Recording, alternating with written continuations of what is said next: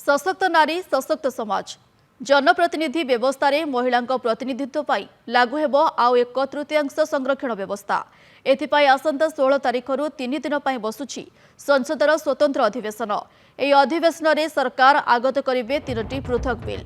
महिला स्थान संरक्षण नै संसदर उभय गृह रे केंद्र सरकार आगत करिवे नारी शक्ति बंधन अधिनियम संशोधन बिल 2026, सीमा पुनः निर्धारण बिल 2026 एवं केंद्र शासित अंचल नियम बिल 2026 तीनोटी जाक बिल महिला संरक्षण लागू करबा पई उद्दिष्ट।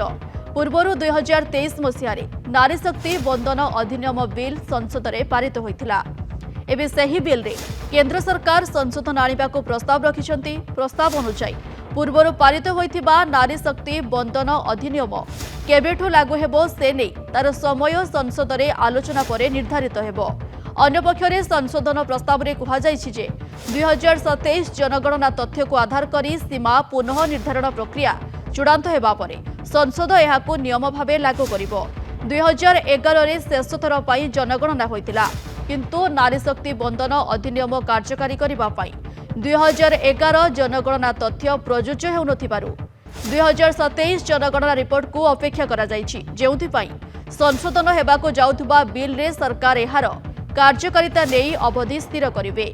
एने केंद्र आईन मंत्री अर्जुन राम मेघवाल स्वतंत्र अधिवेशन नहीं समस्त सदस्यों को गत 11 तारिख में नोटिस देवा परे विरोधी प्रश्न उठाइछंती। कांग्रेस, टीएमसी, आप, आरजेडी, डीएमके अभियोग करिछंती केंद्र सरकार जानिशुणी पश्चिमबंग समेत 5 राज्यर निर्वाचन को प्रभावित करबा पई एपरी महिला संरक्षण बिल रे संशोधन आणुछंती। एबे 5 राज्यर निर्वाचन पई आदर्श आचरण विधि लागू होईछि। एभଳି समय सरकार स्वतंत्र अधिवेशन डाकी संविधान संशोधन करबा जुक्तियुक्त नुहे।